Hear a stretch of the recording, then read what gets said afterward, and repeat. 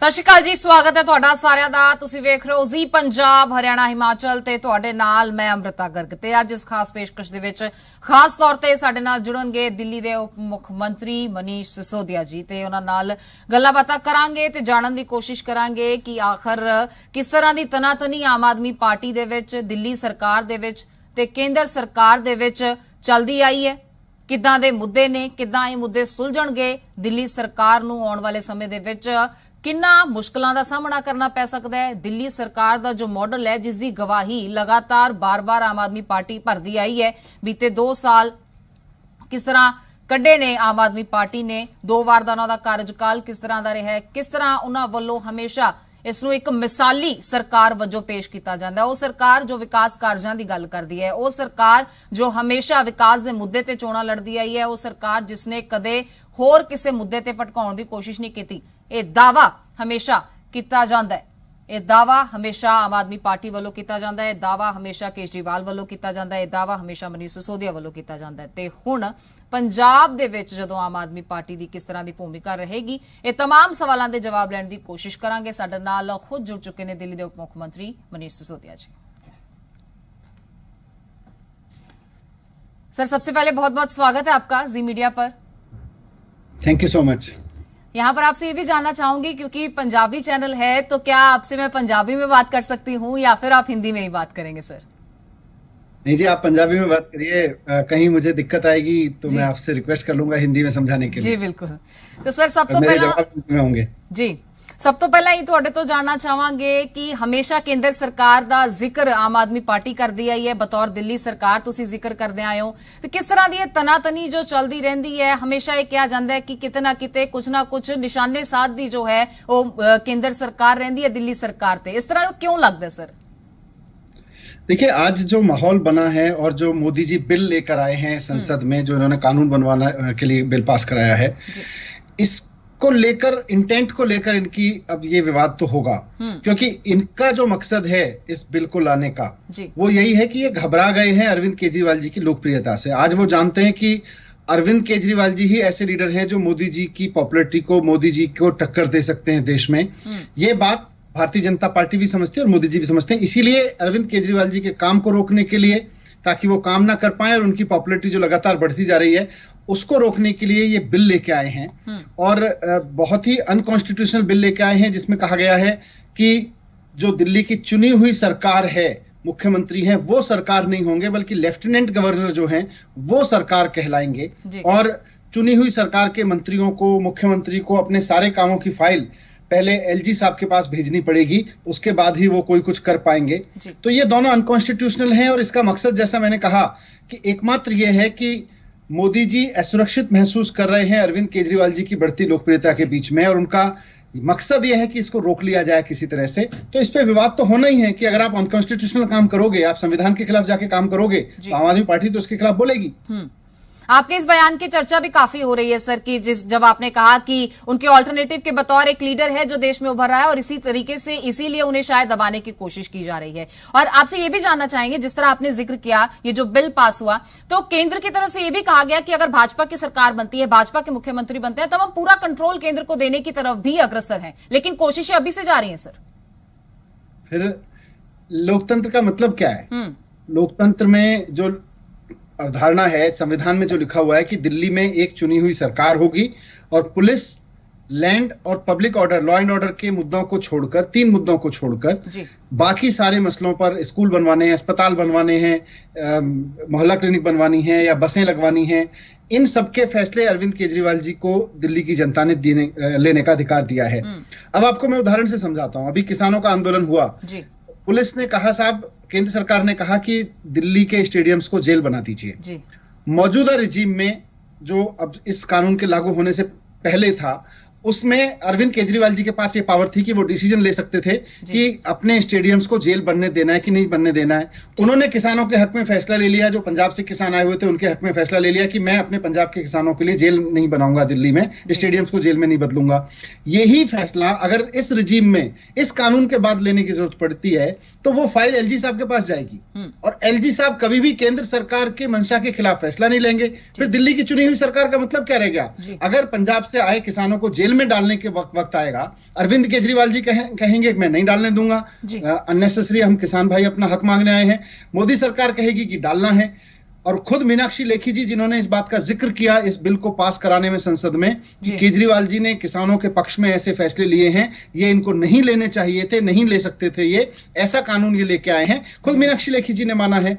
तो कहीं ना कहीं ये सारा कंट्राडिक्शन जो भारतीय जनता पार्टी का है, उनकी मंशा यही है कि केजरीवाल जी ने किसानों के पक्ष में जो फैसले लिए, आगे वो इस तरह के फैसले ना ले पाए, जो स्कूल बनाने के फैसले लिए, अस्पताल बनाने के फैसले लिए, जिनकी वजह से उनकी लोकप्रियता बढ़ती जा रही है, वो फैसले वो ना ले पाए, उनके काम को रोका जाए, मंशा ये है। जी बिल्कुल, किसानां दे हक दे विच आम आदमी पार्टी खड़ी है। दावा मुड़ तो ही आम आदमी पार्टी करदी है, भावें केजरीवाल साहब की गल कर लीए, भावें आम आदमी पार्टी की पंजाब लीडरशिप की गल कर लीए। किसानां दे मुद्दे ते भी आऊंगे सर, पर जिस तरह तुसीं जिक्र किया एजुकेशन पॉलिसी का, तुसीं जिक्र किया मेडिकल फैसिलिटीज का, तुसीं किते भी जाने हो बतौर सिक्ख्या मंत्री कह लीए, बतौर आम आदमी पार्टी के रिप्रेजेंटेटिव कह लीए, तुसीं किते भी जाने हो, तुसीं सीधा जाके चैलेंज करदे हो कि दिल्ली दे विच जो एजुकेशन फैसिलिटी है, जो स्कूल मॉडल्स ने, वो किते होर किसी सूबे दे विच नजर नहीं आउंदे, किते होर राज दे विच नजर नहीं आउंदे। चैलेंज किस बिना ते करदे हो ते की लगदा है कि पंजाब दे स्कूल्स दे विच की कमी है ते किस तरह आम आदमी पार्टी उस दे विच सुधार करेगी? सर, केजरीवाल जी को केवल दिल्ली में 5-6 साल काम करने का मौका मिला है और 5 साल के अंदर अंदर दिल्ली के सरकारी स्कूल प्राइवेट स्कूलों से बेहतर नतीजे दे रहे हैं। हमारे गवर्नमेंट स्कूलों में पढ़ने वाले आम गरीब लोगों के बच्चे, आम आदमियों के बच्चे आज आईआईटी की मेडिकल की परीक्षाएं पास कर रहे हैं बिना किसी कोचिंग के।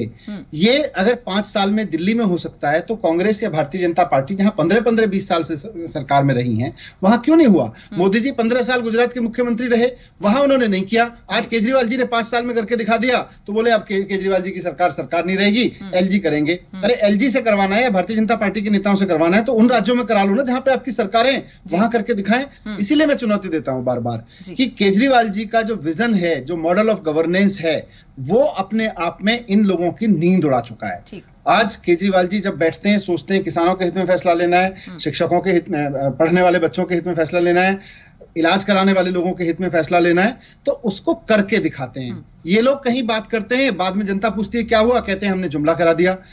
आज कांग्रेस हो या भारतीय जनता पार्टी हो, ये मुझे बताएं कि इनके सारे राज्यों में गवर्नमेंट स्कूल बंद क्यों होते जा रहे हैं, प्राइवेट स्कूलों की फीस क्यों बढ़ती जा रही है, बिजली महंगी क्यों होती चली जा रही है, ये सारे मसलों पे जवाब दें।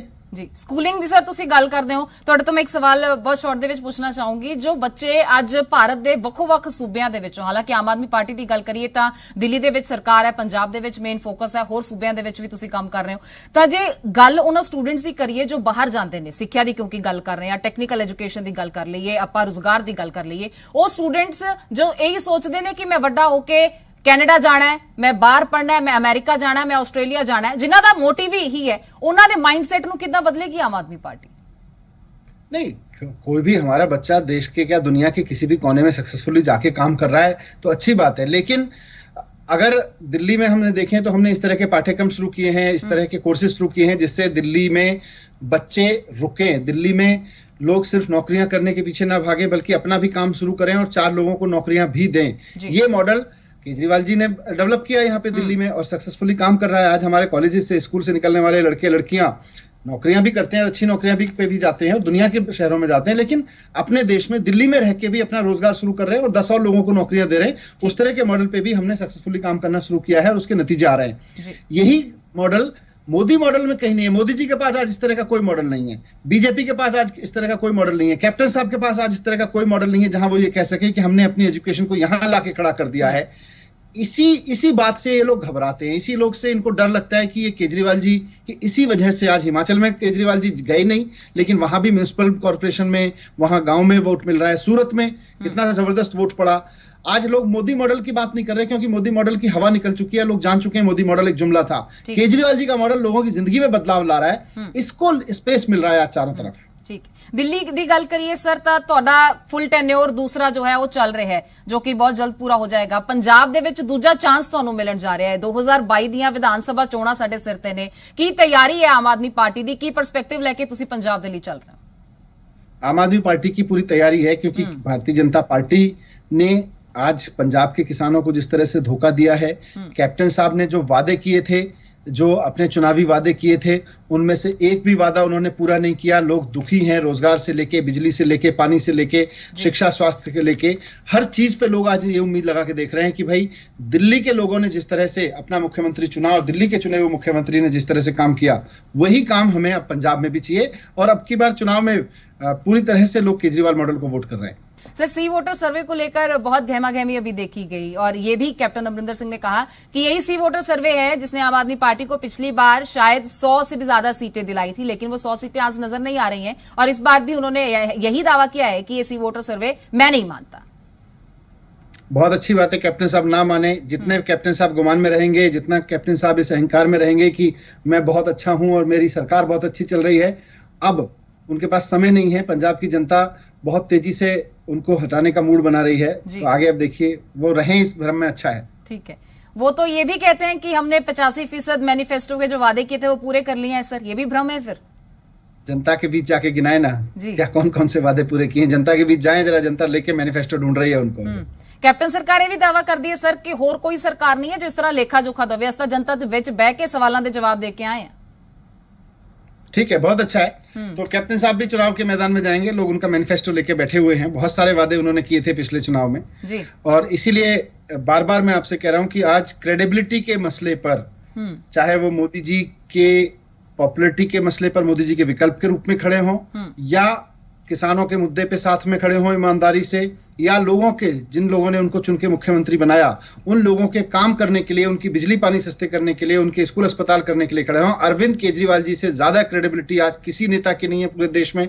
सब ये मान रहे हैं कि हमें भी दिल्ली की तरह से अरविंद केजरीवाल जी का जो मॉडल ऑफ गवर्नेंस है, वो चाहे पंजाब हो, हिमाचल प्रदेश हो, आज गुजरात में जहां 15 साल मोदी जी ने शासन किया, आज कहीं ना कहीं वापस लोग सोच रहे हैं कि मोदी मॉडल में कुछ नहीं मिला उनको, लेकिन उम्मीद उनको केजरीवाल मॉडल में दिख रही है। वही उम्मीद आज पंजाब में भी है। सर, गल करिए कोरोना दी तां एक बार फिर तो कोरोना पैर पसार रहा है, एक बार फिर तो केसेस वध रहे ने, डेथ रेट वध रहा है। दिल्ली दे विच किस तरह प्रिपेयर नजर आउंदी है दिल्ली सरकार तुहानू सेहत सहूलतां दी गल कर लिए, क्योंकि ये भी कहा जा रहा है कि जो नवा स्ट्रेन है, नवा वेरिएंट है, वो पहले नालों ज्यादा खतरनाक भी है।